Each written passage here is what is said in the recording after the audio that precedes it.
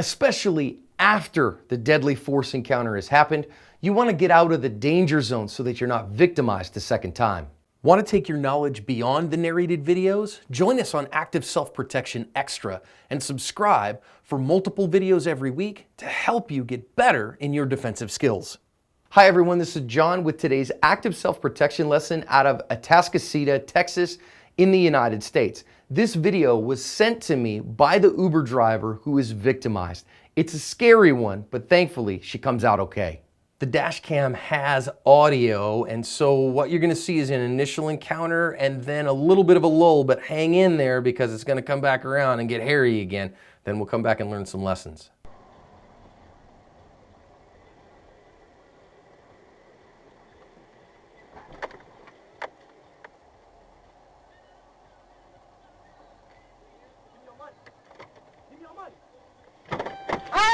Money. Give me your money. Watch out. I don't have any money. I'm gonna shoot you. Give me your money. I don't have any money. Whatever you got. I don't have anything, dude.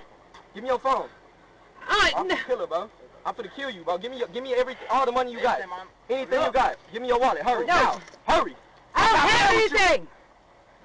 Bro. Look, dude, I don't have anything. I drive a Uber. I don't have. Give me the money that y'all got there. I don't have anything. Give me whatever you got from Uber. What you got? What you got? That's my purse. I don't have anything in there but my... Watch out. Come on. Come on, bro. Dude, what are you doing?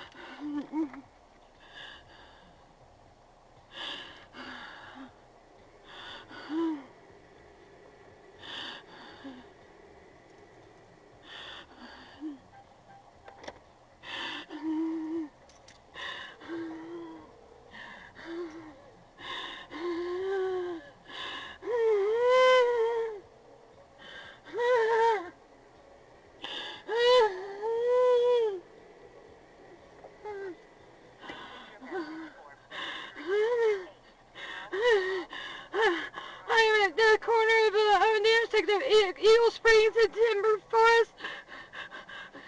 I'm in the intersection of Timber Forest and Eagle Springs. I just got... They're shooting at me! I just got hit!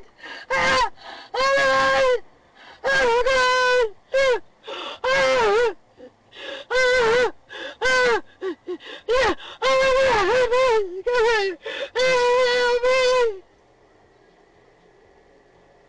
Help me! Yeah, they just shot at me! What a scary situation to be in. I'm really glad that the driver is all right. If you appreciate the lessons that you get here at Active Self-Protection, do me a favor, hit that subscribe button and turn on the notification bell so that you don't miss a lesson. Out of this particular one, I want to think about the danger of being out late at night. We call that the rules of stupid. Secondly, about awareness, particularly of the awareness of threats. And third, about when to comply and when to defend yourself. First thing we really want to think about here is awareness. You see that this lady's looking down at her phone when she comes up to this stop sign. Now, I don't know if that's because as an Uber driver, she's looking for another ride. You know, she's trying to get herself another fare or whatever.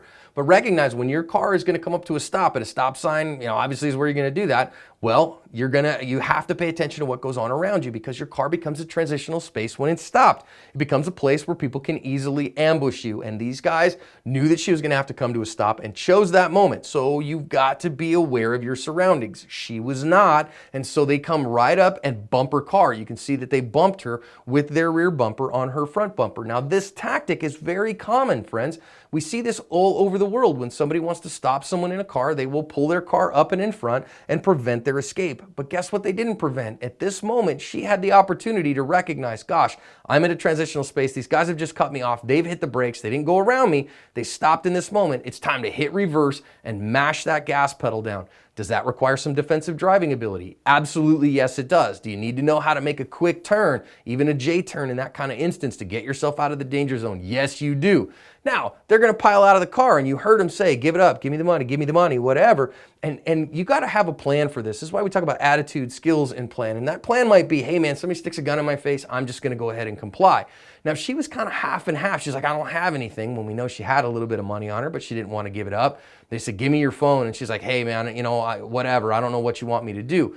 My suggestion to every one of us is either comply fully or resist fully. Now, if you're in a place where you can carry a firearm, you can carry a pepper spray, those kind of things, then I really recommend it. And I get it that Uber's policy says that their drivers can't carry firearms and those kind of things. Well, you got to decide if you're willing to comply with that policy or not. Me personally, I don't know that I would, but I get it. You know, that people have to have a job and they got to provide for themselves. Now, these guys are going to decide to kind of rip everything that they can out of her car. They're frustrated because they didn't get anything.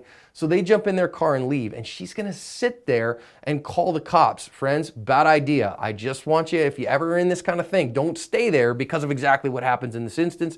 Instead, get out of that danger zone. And I totally understand that she is freaking out and she is an emotional mess right now.